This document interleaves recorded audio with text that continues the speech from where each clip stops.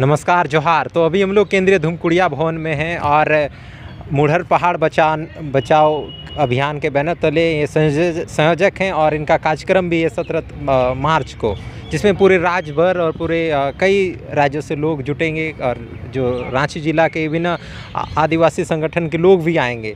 दादा पहले आपको जोहार रहेगा। जोहार जोहार जोहार। तो फिलहाल हम लोग कई मुद्दों को लेकर चर्चा करेंगे।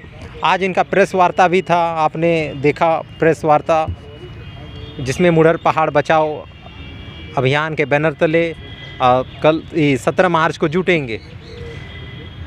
लेकिन हम लोग कई विषयों पर चर्चा करेंगे। जैसा आप जानते हैं, पूरे देश में अगर कोई संघर्ष कर रहा है तो वो आदिवासी कर रहा है और किसान कर रहा है। तमाम नीतियाँ लाई जा रही है और चुनाव भी है, लेकिन कई आदिवासियों का कई चुनाव में तो मुद्दा बनाया जाता है, लेकिन हमेशा दरकिनार किया जाता है।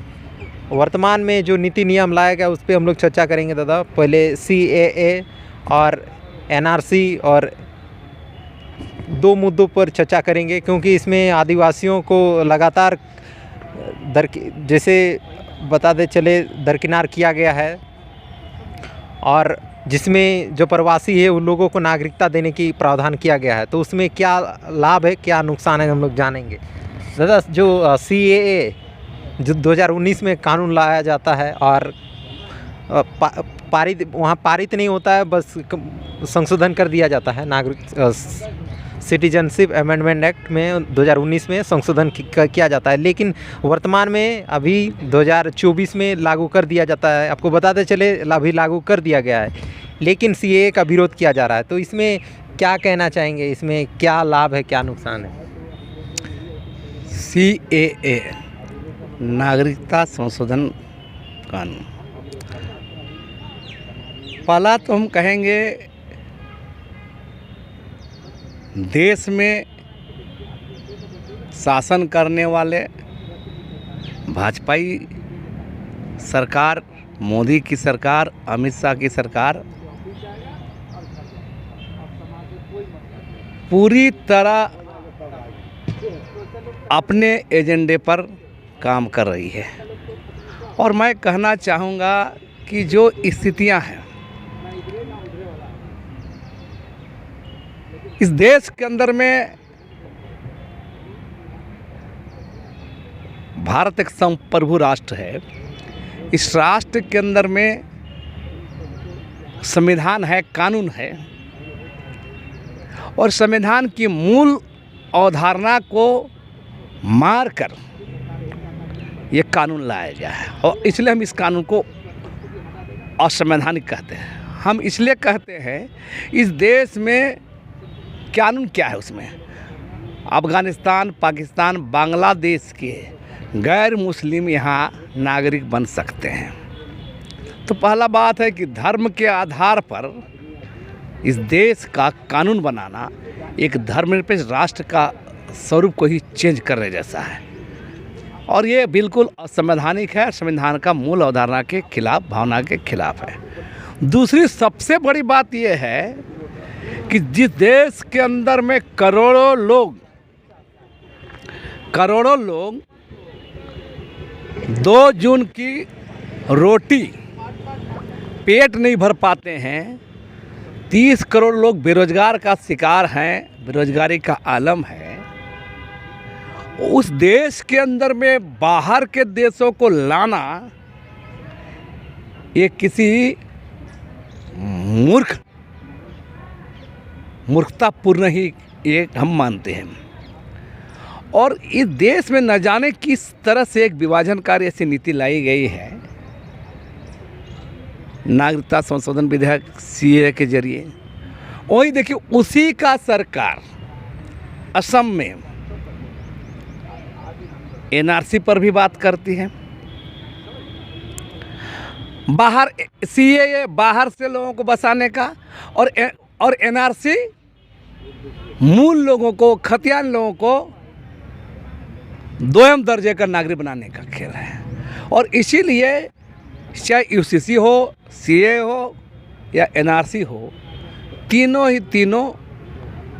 ये जन विरोधी, संविधान विरोधी है और इसको लेकर लोग लड़ेंगे, हम लोग इस लड़ाई को जारी रखेंगे।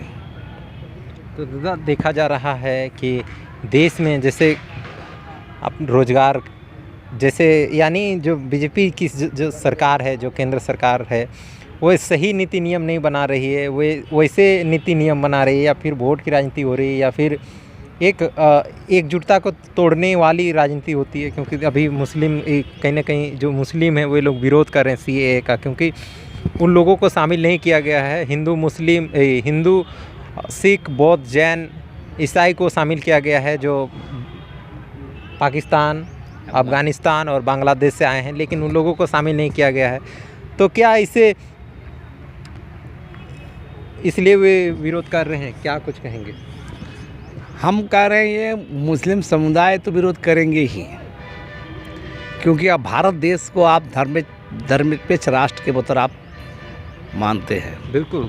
तो मेरा कहना है कि किसी भी धर्म को टिप्पणी करके कोई कानून बनाना अपने आप ही अनोखा है, और मैं बार बार कहता हूँ कि संविधान विरोधी है।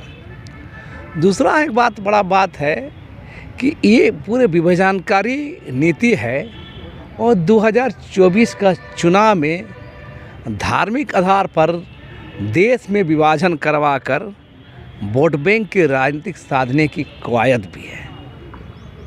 हम कह रहे हैं कि इतने सारे सवाल हैं, जन सवालों पर यह सरकार मजबूती से इसको समाधान की ओर नहीं बढ़ती है।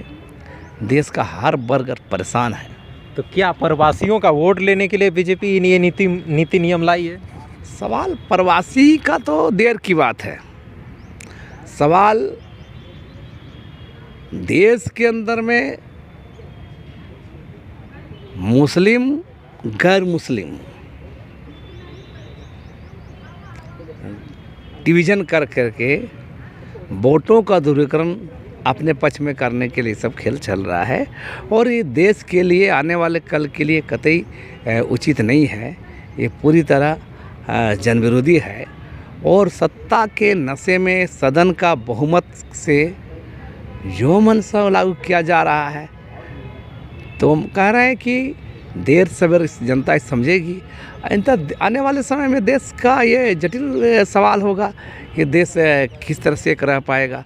तो मेरा कहना है कि लोकतांत्रिक प्रक्रिया को मजबूत बनाने के बजाय लोकतंत्र को ध्वस्त किया जा रहा है। और एक चीज़ पे हम लोग वार्ता करेंगे। कई दिन पहले बीजेपी सांसद का बयान आता है कि वे इस बार 400 अगर लाएंगे तो कहीं ना कहीं वे संविधान को बदल देंगे, संविधान को चेंज कर देंगे। एक जो सांसद रह चुके हैं वो उनका बयान आता है, ये बहुत सोचने वाली बात होता है। तो क्या वास्तव में अगर वो लोग फिर से बीजेपी सत्ता में आती है तो वे संविधान बदल देंगे, क्या कहेंगे? भाजपा सांसद का बयान तो खैर खुल के सामने आया है।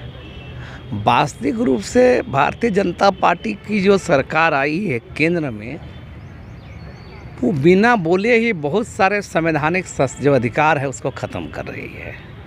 धीरे धीरे संविधान के अंदर में जो राइट्स का जो अधिकार था और विशेषाधिकार था, उन तमाम चीज़ों को ख़त्म करते जा रही है। एक खेल चला है। और सांसद महोदय ने जो कहा है ये बिल्कुल सच कहा है। चाहे वो खुल के करे, परोक्ष रूप से करे या प्रत्यक्ष रूप से करे, भारतीय जनता पार्टी की केंद्र में आसीन सरकार आदिवासियों, दलितों, पिछड़ों, अल्पसंख्यकों, है ना, तमाम लोगों का राइट्स है उसको ख़त्म करना चाह रही है। और संविधान का मूल जो अवधारणा है उस पर चौपट कर रही है। और ये खास वर्ग, खास लोगों को, मनुवादी एजेंडा, मनुवादी विचारधारा के लोगों को और कॉरपोरेट सेक्टर से जुड़े लोगों को ही ये सत्ता सरकार के बतौर काम कर रही है। तो अभी थे लक्ष्मी नारायण सिंह मुंडा, जो एक काफ़ी चीज़ों को जानते हैं और बुद्धिजीवी हैं और लिखते भी हैं। तो हमने कई मुद्दों पर चर्चा किया। फ़िलहाल हमारे साथ जुड़े रहने के लिए आपका बहुत बहुत धन्यवाद। जोहार।